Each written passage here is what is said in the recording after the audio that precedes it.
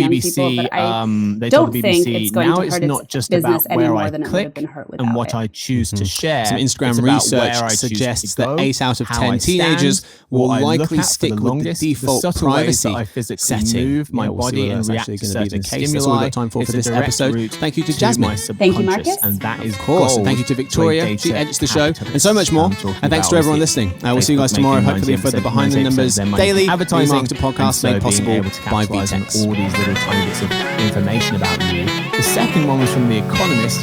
They wrote that being a metaverse company would make or could make Facebook cool again. It would no doubt also invite more scrutiny from critics worried about the firm's power